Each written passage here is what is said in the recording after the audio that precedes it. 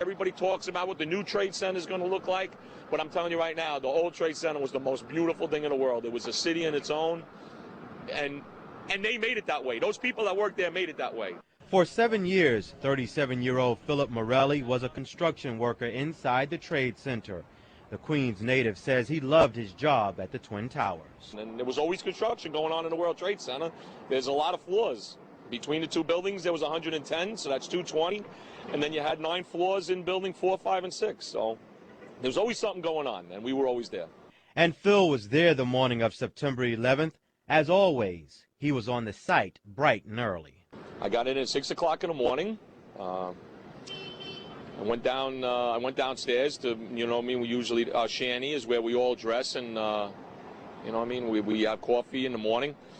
I went down there, and as the guys were coming in, everybody's talking and, you know what I mean, laughing, talking about the day before, the night before, who's talking about this, who's going to do this, who's going to do that. At 8:30, he says he was headed to level B4 in Tower 1, 4 stories below ground. I go downstairs, the foreman tells me to go to remove the containers. As I'm walking by the main freight car of the building in the corridor, that's when I got blown. I mean, the impact of the explosion of whatever happened, it threw me to the floor, and that's when everything started happening. It knocked me right to the floor. You didn't know what it was. Of course, you're assuming something just fell over in the loading dock, something very heavy, something very big.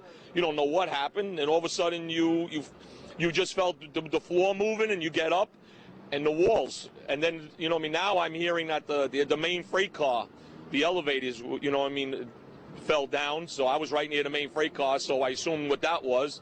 Then, you know what I mean, you heard that coming towards you. I was racing. I was going towards the bathroom. All of a sudden, I opened the door. I didn't know it was a bathroom, and all of a sudden, a big impact happened again. And all the ceiling tile was falling down. The light fixtures were falling, swinging out of the ceiling. And I come running out the door, and everything, the walls were down, and now I started running towards the parking lots. Nearly 100 floors below where the first plane hit, Phil felt the devastating impact.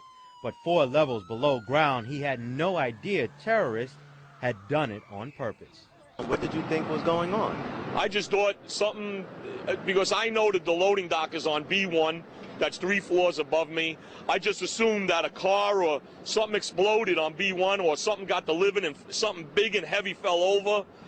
You just knew it was something big, because, you know, I can't even imagine living in San Francisco or earthquakes, but when the floor is moving underneath you and everything is just happening and smoke and people screaming, then I never knew until when I got outside the building and I was running down the west side. That was the only time I ever heard about planes hitting the building.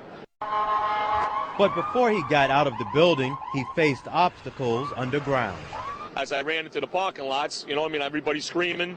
I actually helped somebody get to a staircase that had a broken leg. There was a lot of smoke down there. There was a lot of people screaming. People came with us running up the ramps. We wanted to get help for the people that couldn't move down there. And as we were running up the ramps, and, you know, it's not like a regular mall that you're going straight up. You have to go, you know, you got to go clear across the whole from 1 to 2 World Trade Center. You know what I mean? That's the way you got to run.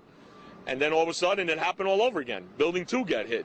And then, again, I don't know that. I just know something else hit us to the floor. Right in the basement, you felt it. Walls were caving in. Everything that was going on. I mean, I know of people that got killed in the basement. I know of people that got broken legs in the basement. People that got reconstructive surgery because the walls hit them in the face. And I know I love seeing everybody every day that survived it and was there. And I just hear everybody's story. And it was terrible. No matter where you were in that building, there was no safe place to be except to get out, help as many people as you can, and just try to get out, because there was devastation everywhere. The 37-year-old says he lost a lot of friends in the building, colleagues, Port Authority officers, and clients. That's why he's helping to rebuild.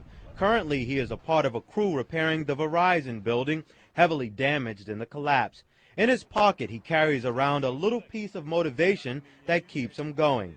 A Cub Scout letter that he received inside a pair of gloves donated to the recovery effort at Ground Zero.